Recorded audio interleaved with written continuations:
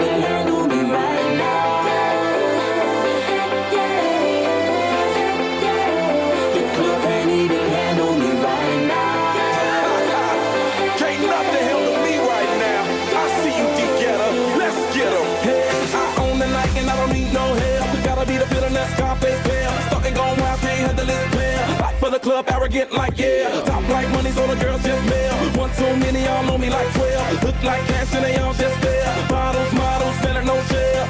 Fall out 'cause that's the business. All out is so ridiculous. Zone out, so much attention. Scream out, I'm in the building. They're watching, I know this. I'm rocking, I'm rolling, I'm holding. I know it, you know it. You know I know how to make them stop and stare as I zone out. The club can't even handle me right now. Watching me, I go all out. The club can't even handle me right now. Good morning, everyone.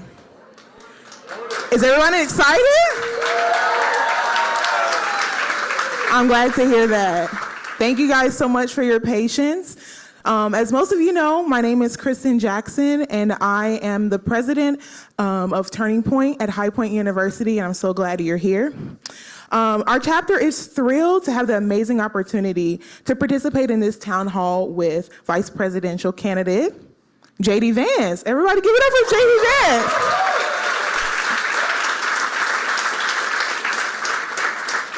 So as students, we're also voters. So this is an incredible chance for you, the students, to express your voices in this upcoming election and use our First Amendment rights. We would like to thank High Point University's campus police, the U.S. Secret Service, and all the other law enforcement agencies for keeping us safe today and every day. Can we give them a hand?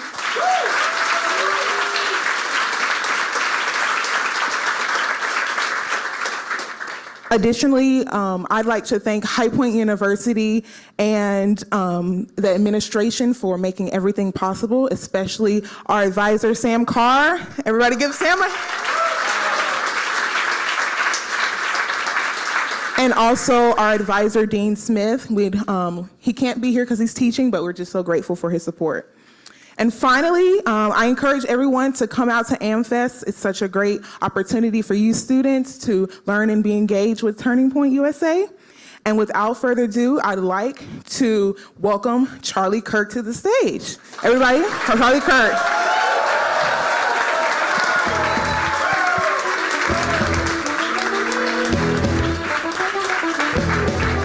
How we doing, everybody? Good to see you. I want to thank High Point University for helping put this together. We wanted to have an intimate town hall with you guys, the next generation. You know, there's a lot of talk about different groups that are going to determine and decide this election. Younger voters make up, Gen Z makes up 1 out of 6 of all voters this election. And you guys are inheriting a country that has a lot of problems. In fact, you guys are the first generation since George Washington to have it worse off than your parents. There's a lot of problems happening with Gen Z, most depressed generation, most anxious generation, most suicidal generation, least likely to own homes, least likely to have families. We have to fix it. And obviously, you know where my loyalty lies, which is that President Trump will make this country great again, with the help of JD Vance, of course. And you guys get an amazing opportunity to hear from him personally, ask questions from him. I've known JD for a while. He has an only in America story. He served the country in the Marine Corps, was born in absolute poverty, and worked his way up. Who here has read or seen Hillbilly Elegy? Isn't it great? It's unbelievable. And JD Vance lives the American dream because he wants you guys to be able to live the American dream. And the American dream is not something that we should send off to far distant lands. The American dream is something that we need to make sure is guaranteed to every person that works hard and plays by the rules and loves this country. And we are just a couple of days out from this critical election, guys. And this state will help determine the future of our country. And so those of you that haven't voted, you got to get your friends out to vote. And we're just going to have a lot of fun today hearing from a thoughtful and sincerely good person. So join me in welcoming the next Vice President of the United States, JD Vance, everybody.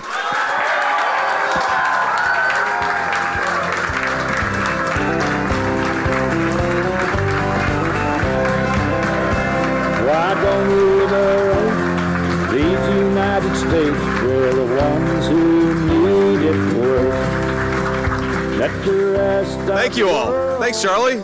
It's good to be here. And thank you again to High Point. You know, we were scrambling to try to find a venue, and we found one. And who would have known that college campuses aren't the easiest place to find find spaces to do events? But JD, great to see you. I don't want to spoil the lead here, but I will say a lot of people are probably wondering, you were on Joe Rogan yesterday, so a lot of people were like... I was. Yeah. We did almost 4 hours with Joe Rogan. That's called the introduction. Yeah, that's right. We covered almost every imaginable topic, and it's supposed to drop around 1 o'clock today. So the episode will be out today. You guys will have to listen and tell me what you think.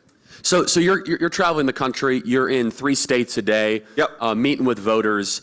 And here in North Carolina, it has actually, I believe it's 120 plus universities, colleges, or community colleges. It's populated with Gen Z and voters that care about their own future, owning homes, so on and so forth. What are you hearing from voters, and what is your opening message to younger voters that are not sure how to think about this election?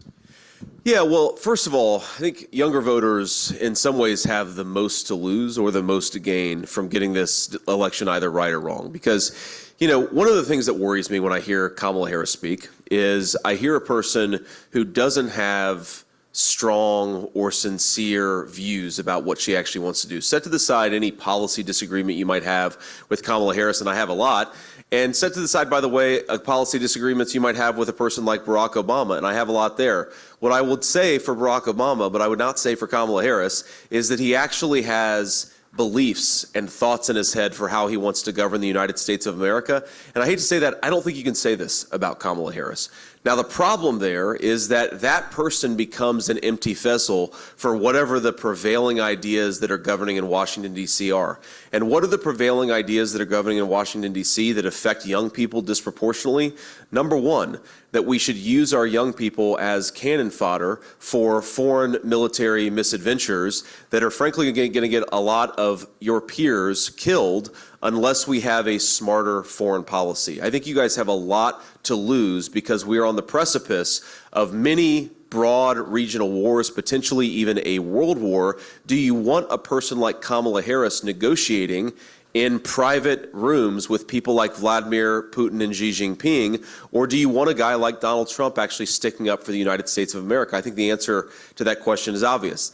The second prevailing idea in Washington, D.C. is that we should let in millions upon millions of illegal immigrants who compete against young Americans for important jobs, who undercut the wages of American workers, and it's American workers of every color, every background. But we have to recognize that when you let in millions upon millions of illegal aliens, it really severely undercuts the wages of people, especially people who are entering the workforce, which is true of every person in this room. And the final thing I'll say, Charlie, is if you look at the biggest drivers of why are homes unaffordable in the United States of America right now? Why have housing prices gone up by 45% in the state of North Carolina, but by similar levels in all of the major battleground states, or even higher levels? The answer is that, one, we're not building enough homes, right? And if you look at Donald Trump's regulatory policies versus Kamala Harris's regulatory policies, yes, if Donald Trump is president, we will build far more homes than we would if Kamala Harris is the president. But it's important to recognize that no matter how many homes you build, if you allow an unlimited wave of illegal immigrants to come into the United States of America, those people are going to end up owning the houses or living in the houses that ought by right go to American citizens. And this is something you see whether you look at it at a locality by locality level, if you look at it at a national level. When you let in way too many illegal immigrants, the price of housing shoots through the roof. So the question young people have to ask is, do I want to have a job where I earn a good day's wage for a good day's work? Because if so, you've got to vote for Donald Trump. Do I want to raise a family in an environment or just build a life in an environment where I can afford to buy a home? Because if you'd like to do that, the only person is Donald J. Trump. Kamala Harris's policies are going to produce more war, more poverty, higher housing prices, and lower wages for American workers. You guys have more to lose than anybody, because if we let the American dream, as Charlie said in his introduction, if we let the American dream disappear in the United States of America, the consequences are going to fall hardest on the people in this room. That's well said. And so let's dive deeper into part of it. Less and less young people believe it's even possible to restore the American dream. And it needs to be a rebirth of optimism that our best days can be ahead. President Donald Trump has laid out an amazing agenda, starting with, of course, no tax on tips, no tax on overtime, drill baby drill, no tax on Social Security, largest middle-class tax cut, and increasing the pool of homes. Talk more about how we just need to reinvigorate the psyche of a younger generation that has just sometimes checked out, has become largely cynical about their future. Yeah. Well, I think the way to reinvigorate America is to do it substantively and to do it with real ideas that are going to improve the lives of our citizens, not with these ridiculous slogans. I mean, you ask Kamala Harris a question, even in a softball interview, and I'll say this for Kamala Harris, I think that every time she answers one of these questions, we pick up about 50,000 or 100,000 votes because, they'll say, what is your specific plan to lower the price of groceries? What's your specific plan to make the American dream of homeownership more affordable? And she'll say, well, I grew up in a middle-class family. It's like, okay, I grew up in a working-class family, and that's not a solution to the problems that the country is facing. It's important to talk about your background so people know who you are, but it's also important to talk about the details. And what I think that President Trump is fundamentally proposing is he's trying to make it easier to invest and build things in the United States of America, whether that's a home, a family, a business. He's trying to make it harder to offshore and ship the American dream to other countries. That's fundamentally, if you look at his tax policy, and again, he can talk about the details better than anybody, but you look at his tax policy, it's about if you work, if you build a life, if you're creating a company or working in a business in the United States of America, we are going to make it easier for you to be rewarded for your hard work. If you're shipping jobs overseas, we're going to make it harder for you to do that, and we're going to penalize you for doing that. If you're trying to build a home, if you're trying to unleash American energy, we're going to make those things easier for you. I mean, there are very, very specific things that you can do, I think, to invigorate the American dream and to invigorate the American population. But if you don't have a real plan for how to get this country back on track, people know when they're being lied to. And I think that a lot of people who listen to Kamala Harris, even people who might agree with her ideologically, who might consider themselves more left of center, if you listen to Kamala Harris, pay attention to what she says, she has no plan to make your life better. That's why she's spending all this time talking about Donald Trump and calling her fellow Americans Nazis and garbage. Kamala Harris is way more interested in Donald Trump's past than she is your future. And we need a president who knows that the way to get the country back on track is to govern it effectively, to give people a specific sense of what that vision looks like, and then to implement that vision and let Americans do what they do best, which is build a good life for themselves. That's what has to change. And that's what's so different about Kamala Harris's present leadership versus the change that Donald J. Trump is offering. He's telling you what he's going to do for you. She's talking about what he did 4 years ago. So last question here before we get to some questions. I want to talk about this unique moment of who is coalescing behind President Trump and also who is lining up behind Kamala Harris. First on Kamala Harris, you see these warmongers that have sent young men and women like this in this room to unnecessary no-win wars, such as Liz Cheney, John Bolton, Leon Panetta. But on President Trump's side, you're part of this kind of Avengers team. Sure. And you got Vivek Ramaswamy, you got Elon Musk, Tulsi Gabbard, Bobby Kennedy. You have two people that formerly ran for the presidency as Democrats, the former co-chair of the Democrat Party. You have the most successful entrepreneur of the modern era, Elon Musk. Can you talk about this realignment? Because for people that might be more center-left, I think it's important to realize two people that ran for the presidency as Democrats are now enthusiastically behind Donald Trump. Yeah, so if you guys go back to 2003, I was a junior. I was a senior in high school in 2003. I enlisted in the United States Marine Corps in 2003.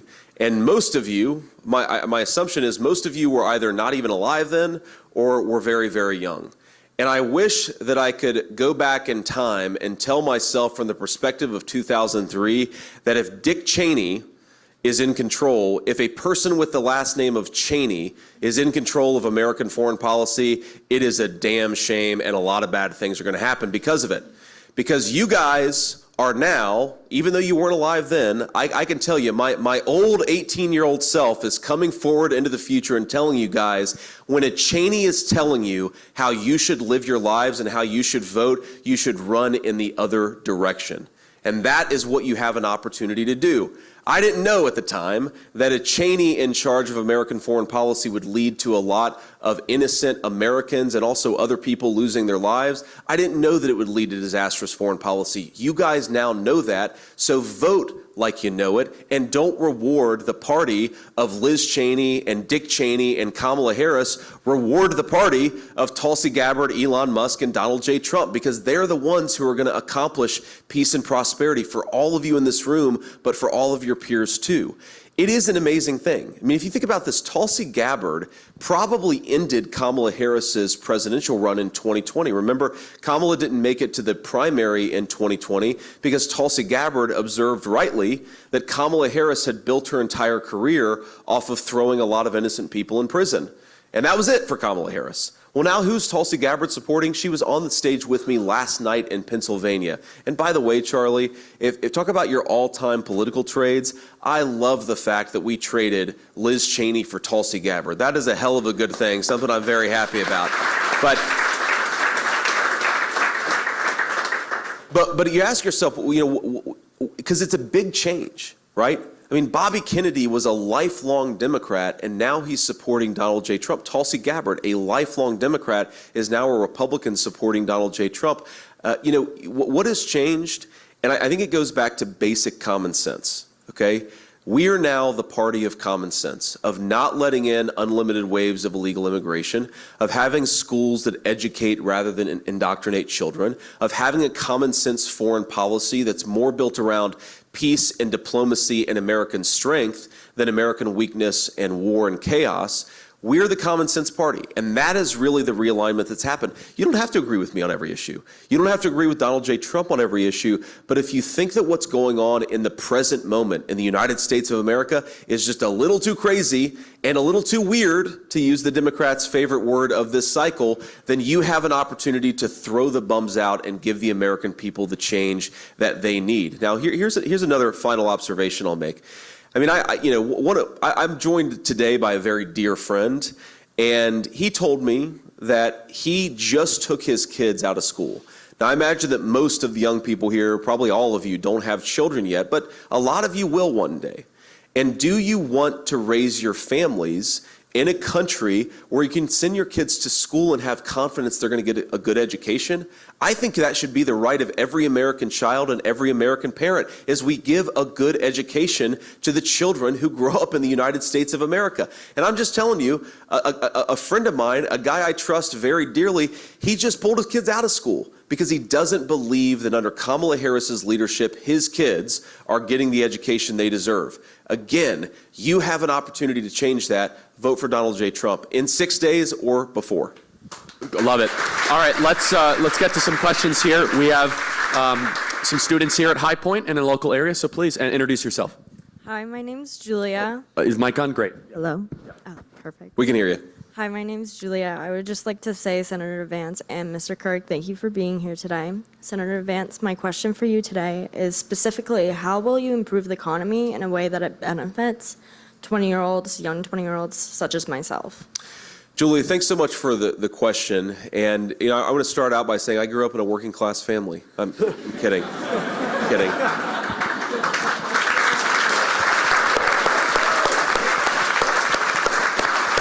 Now you asked for specifics, so let me give you a few specifics. Okay, so right now, the American tax code is designed in a way that rewards investment overseas and in some ways penalizes investment in the United States. What does that mean?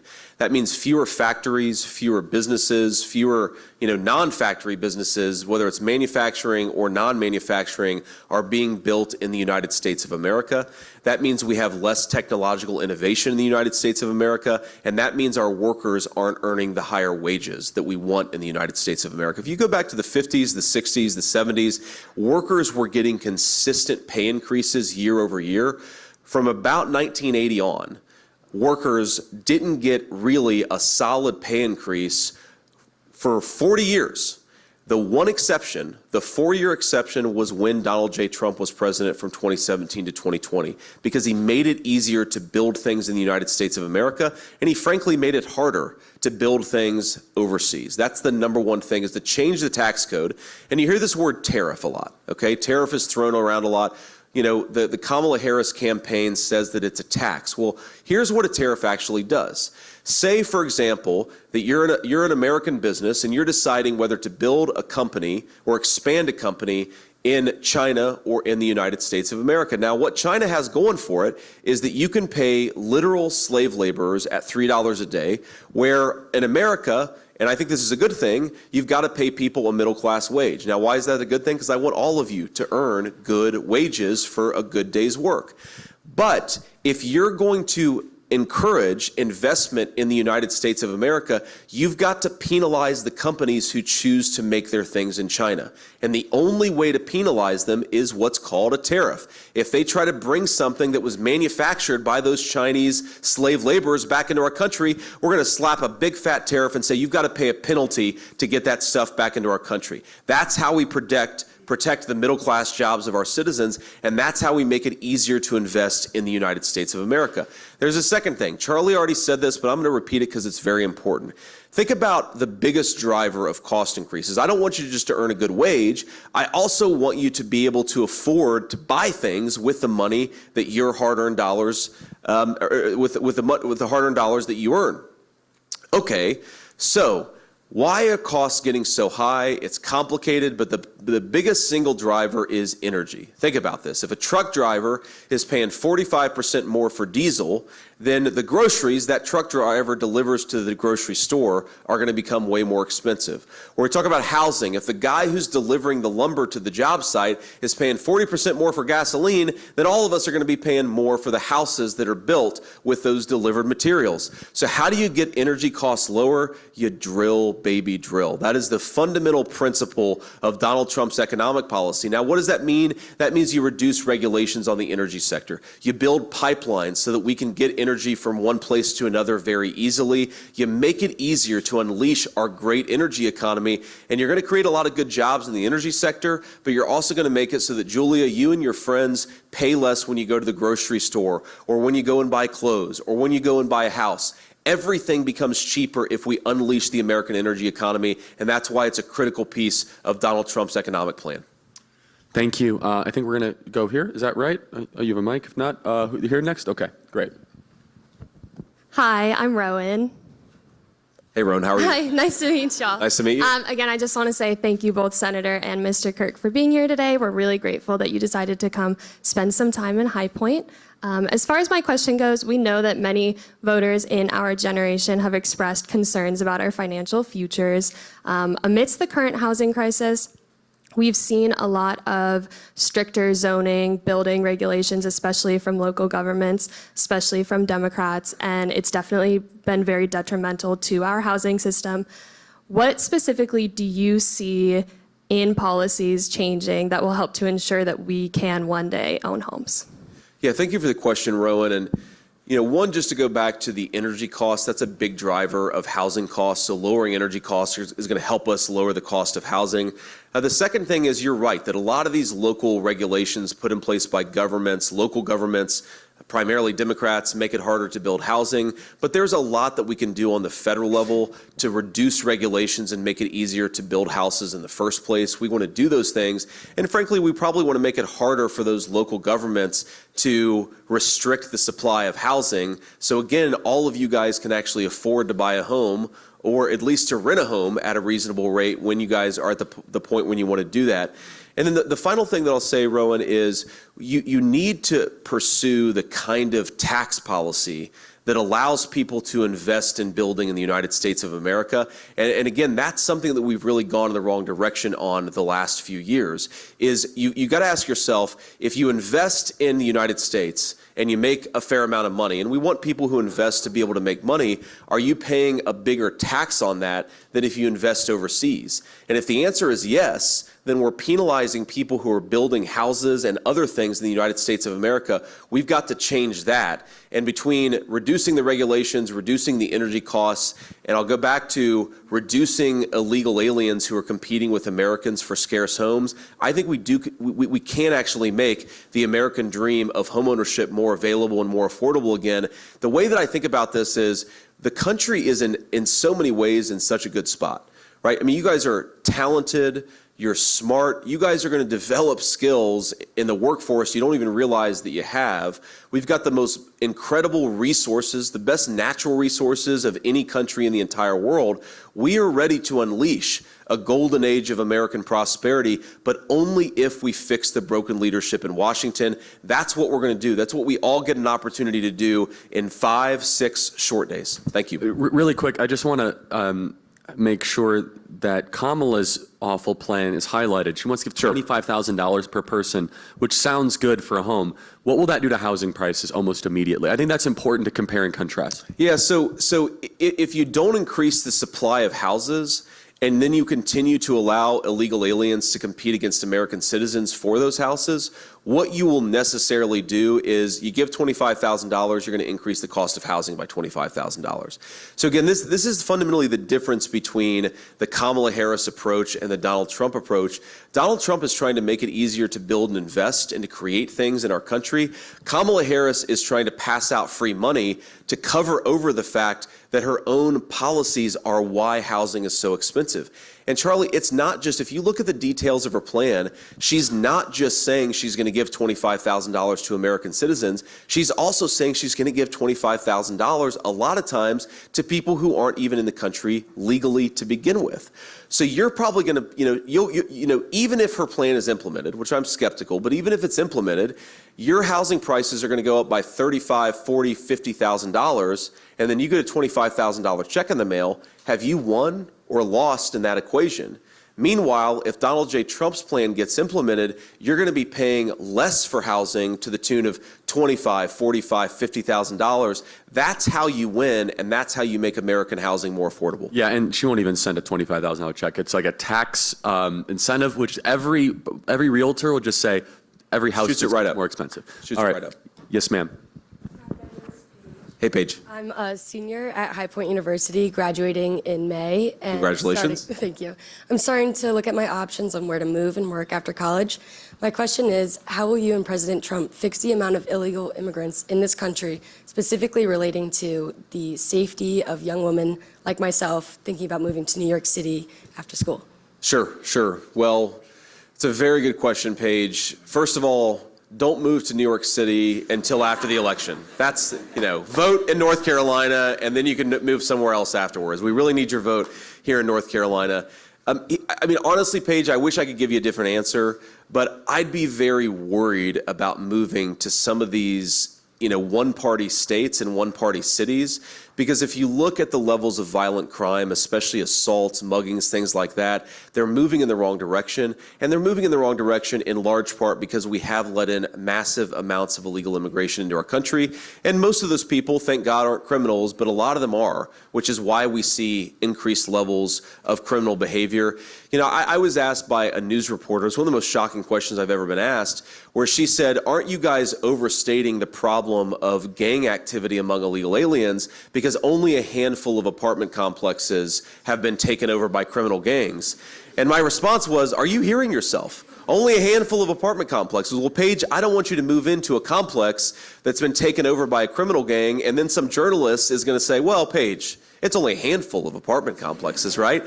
You've got to actually be able to enforce our borders. And specifically, there are 3 big things that Kamala Harris did that we're going to undo and accelerate so that we can actually get our border under control. The first and most important is Kamala Harris really cut down on deportations. If you know you can come into the country without ever being deported, you're going to keep on coming into the country illegally. So we have to re-implement deportations in the United States of America.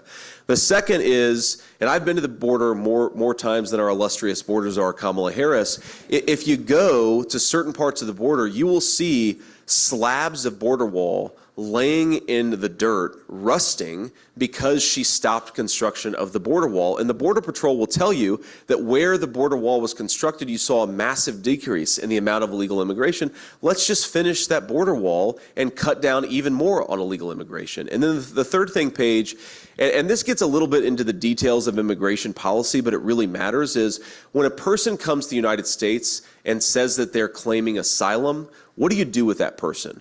Donald Trump's answer was they have to stay in Mexico while that claim is adjudicated. Kamala Harris's answer is we're going to let this person roam freely in the United States of America for 10, 15 years. That's called catch and release. We've got to stop catch and release. We do those three things. I think we'll cut down on violent crime and we'll make it easier for you to choose to live where you want to live. But I hope you'll come and live in Ohio or stay in North Carolina and not go to New York City. Thanks, Paige. Yes, sir. Do you have something you want to say? No, go ahead. Okay, thank you. Thank you very much for coming to meet us all, Senator Vance, and thank you for fitting us in within your busy schedule. My name is Brett, and my question for you is, many in my generation are concerned about a possible war with China, and more importantly with that, for us, a possible draft. Sure. And so with rising tensions within the South China Sea, border clashes between India and China, what is the Trump-Vance administration's plan to de-escalate from this rising crisis?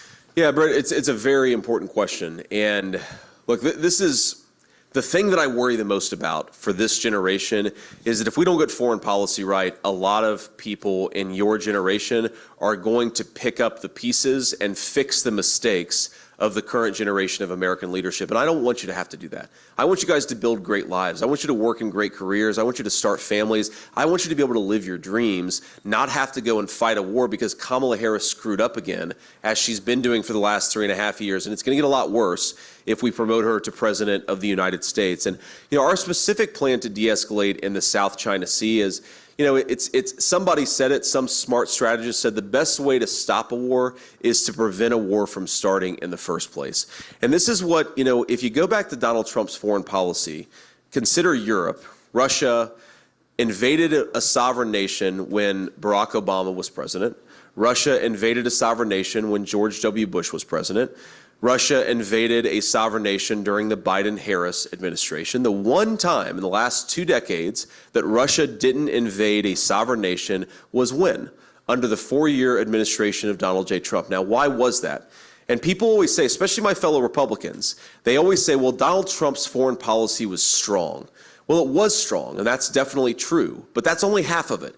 It was also smart. Because even though the media accused him and attacked him for it, he was willing to engage in diplomacy, sometimes even with very bad people, because you can't just talk to the good people when you're engaging in diplomacy. You've got to talk to everybody. That's what real leadership looks like. Again, I was with Tulsi Gabbard yesterday, and she told me, and I didn't realize this, that there was a major threat from North Korea of an ICBM, an intercontinental ballistic missile, hitting Hawaii early in 2017.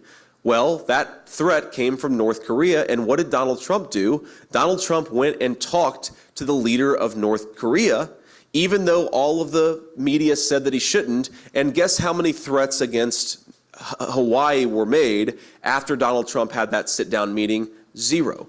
Because sometimes you can't just be strong, you have to be smart. Specifically in the South China Sea, the solution here to prevent war is to make it as costly as possible for the Chinese to invade Taiwan in the first place.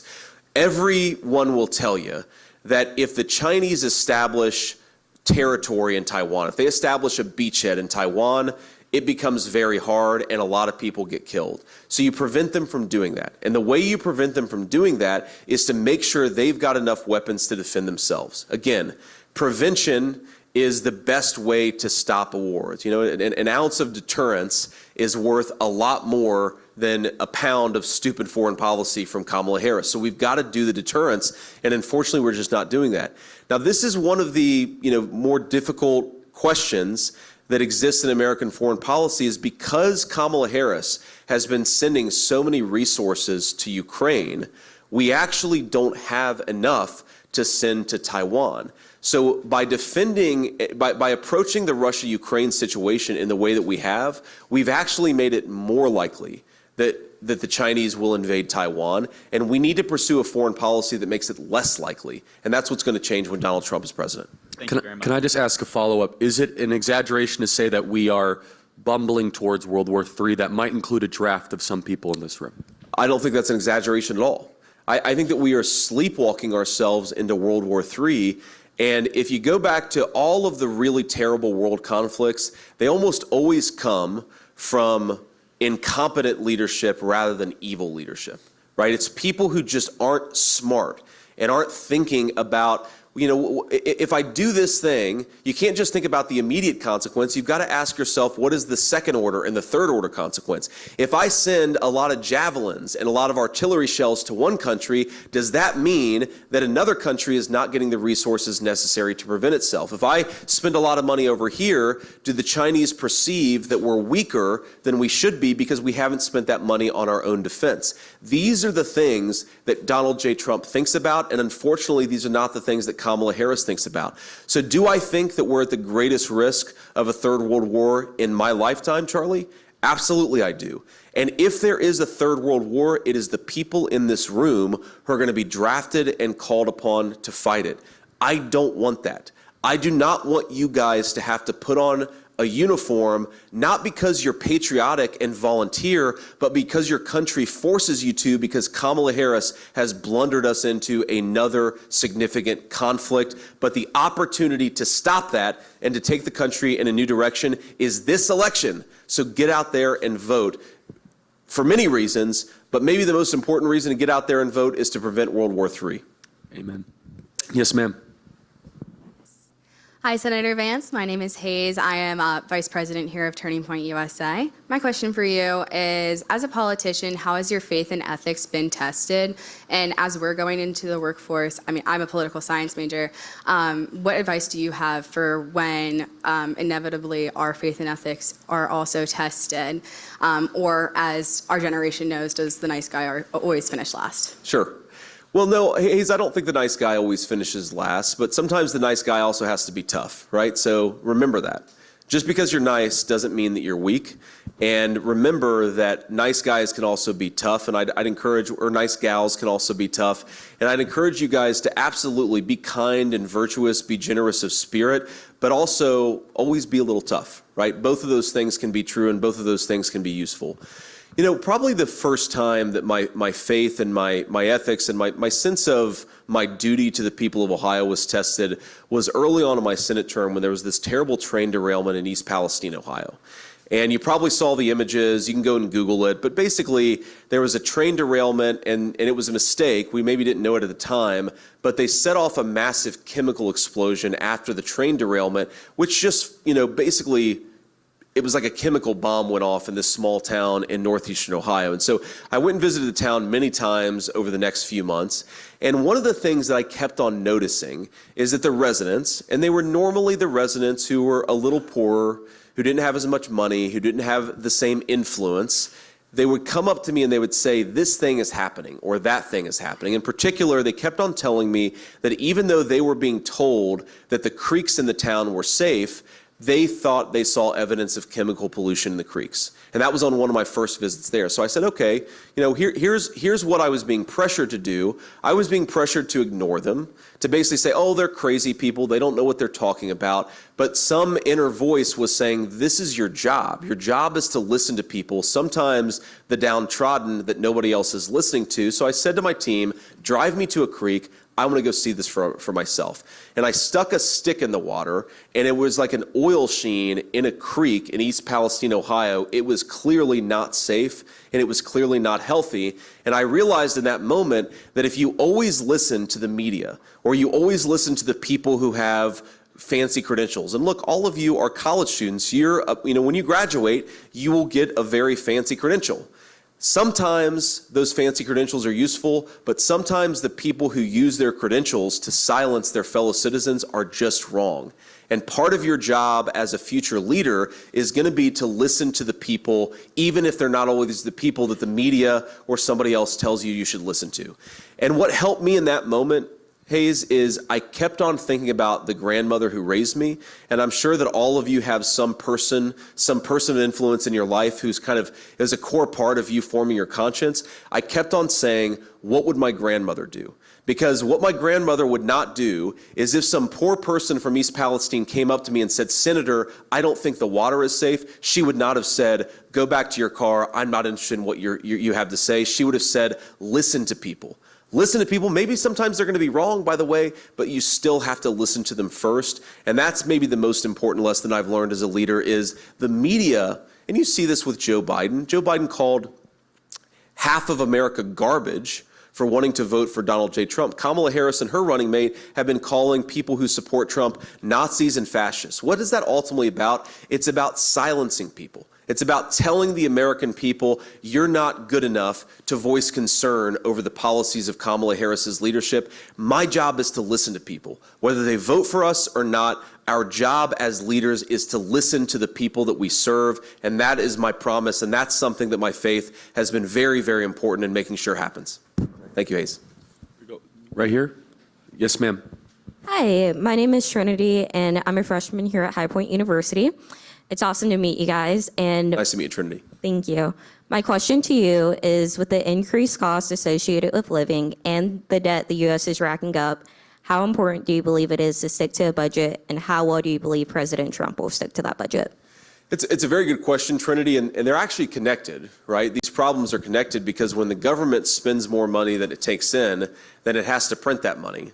And that printed money shows up as inflation. So the average North Carolina family is about $29,000 poorer because of Kamala Harris's inflation. Now, they didn't see that in an IRS bill, but they saw it in their groceries bill, they saw it in their rental bill, they saw it in their car payments. That inflation is a hidden tax on American citizens, and it comes partially from when the government spends more money than it takes in.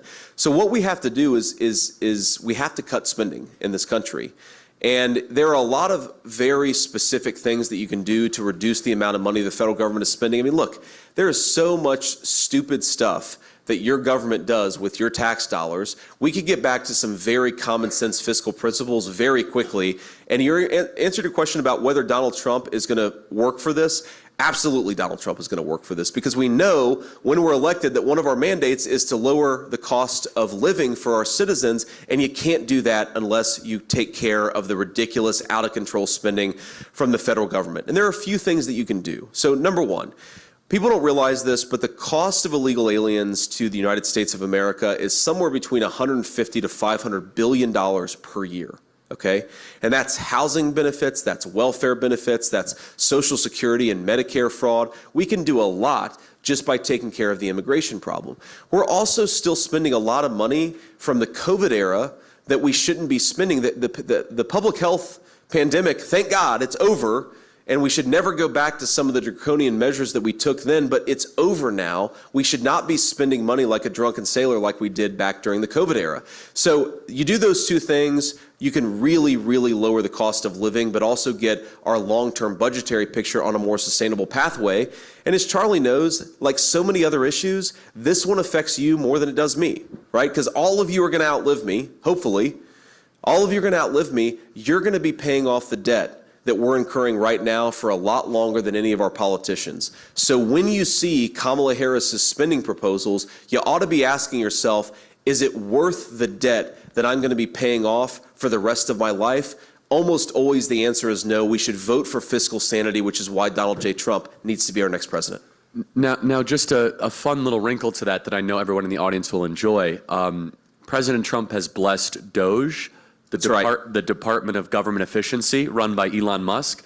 I mean, it's a little bit silly. At the same time, Elon has a track record of cutting spending and finding waste. Can you just comment on that a little bit? The philosophy being that we haven't had a real good examination of federal budget, especially with new Biden spending. Yeah, so I've been in the Senate for a couple years. Here's how we do budgeting in the United States Senate and the United States House. And this is going to sound like an exaggeration. It's not. We basically get right to the point where the government runs out of money, and then somebody says, okay, let's just pass a bill where we spend the exact same amount that we did last year, only with a few percent increase for inflation, and then everybody votes for it, not me, but most people vote for it, and that's how we do budgeting in the government. It's like if you're a household, you get right to the point where you're about to be delinquent on your credit card and your mortgage, and then you just say, all right, we're going to take out another credit card. We don't have to worry about it for another year. But eventually, you've got to worry about it because eventually the line of credit runs dry. What Elon Musk is talking about is very simple. It's taking people with a different perspective, a private sector perspective, and actually looking at the budget, saying, how much are we spending on this program? How much should we be spending? And doing that, asking that basic question for every line item in the federal budget. And I guarantee that when you do that, Charlie, you're going to find hundreds of billions of dollars, maybe even trillions of dollars of savings of your money that we're spending, not because we even said we need to spend this money. You may disagree with that decision, but it's not like a politician said we need to spend this money. We're spending it because we kicked the can down the road. And what Elon Musk and what a lot of us are talking about with this Department of Government Efficiency is actually going in and saying, all right, we're going to look at how much we're spending, we're going to compare it against how much we should be spending, and we're going to actually rationalize and make sense of the federal budget for the first time in a very long time. I love that. Who is up? Yes, sir. Hi, I'm Grant. I'm a junior at High Point University, and my question for you is, as you know, college is more expensive than ever because of the economy, and a loan will be double or triple of what it originally is. So what can the Trump administration do to keep the interest rates low, such as a cap on student loans, so students are not in years of debt? Yes, sir. Very, very important question. And, you know, one of the things that we don't talk enough about is that while the student debt in this country is at this point, I believe, about $1.7 trillion. You know that university endowments and foundations have collected about $1.7 trillion of wealth.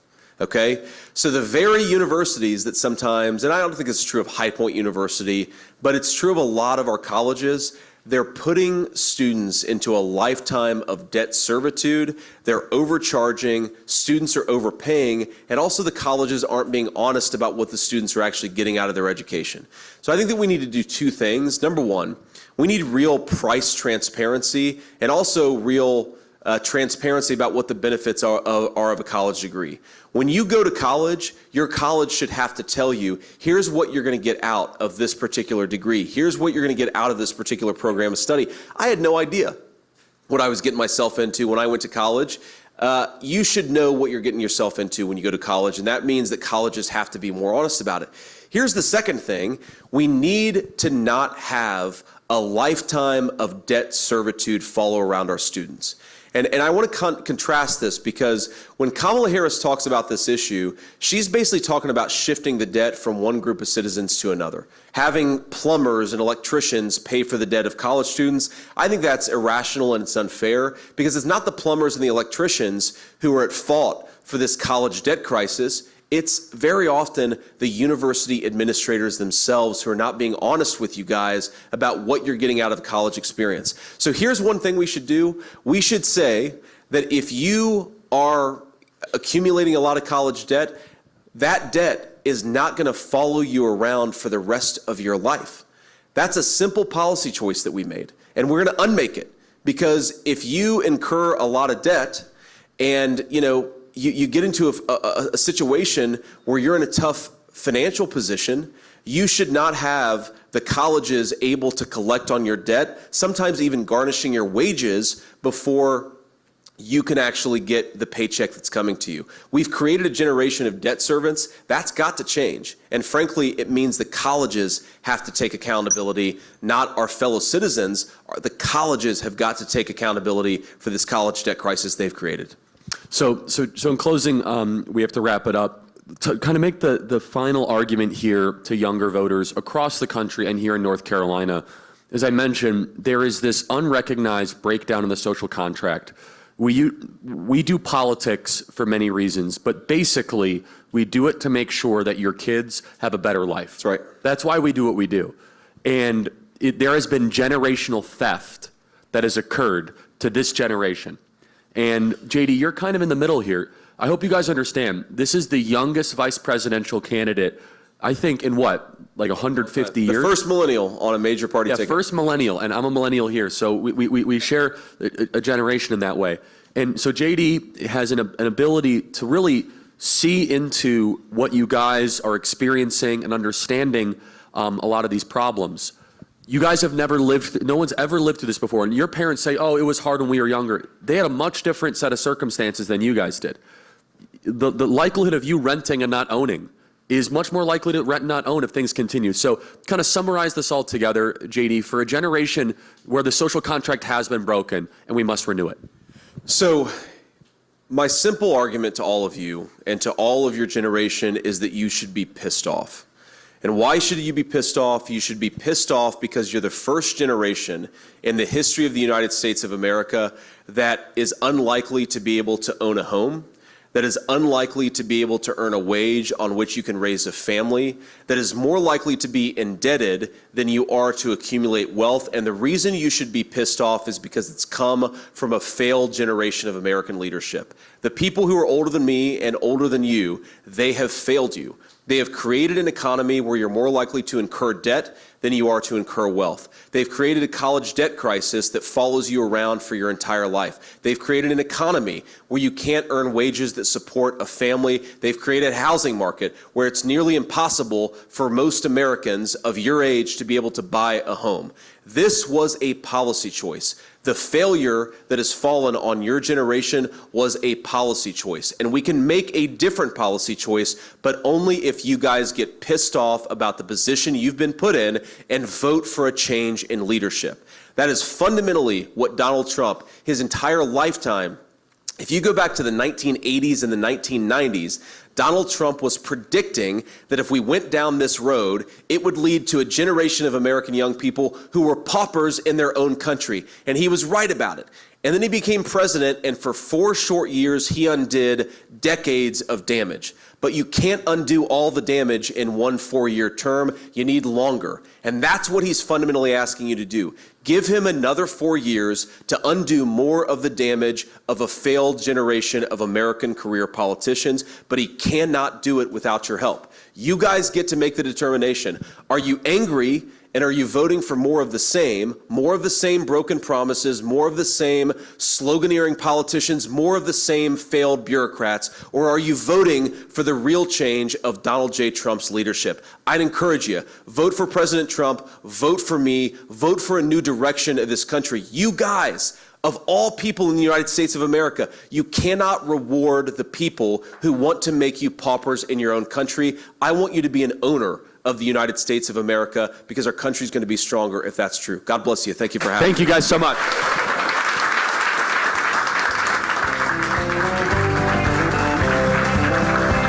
Why don't we liberate these United States? We're the ones who need it worst. Let the rest of the world help us for change, and let's rebuild America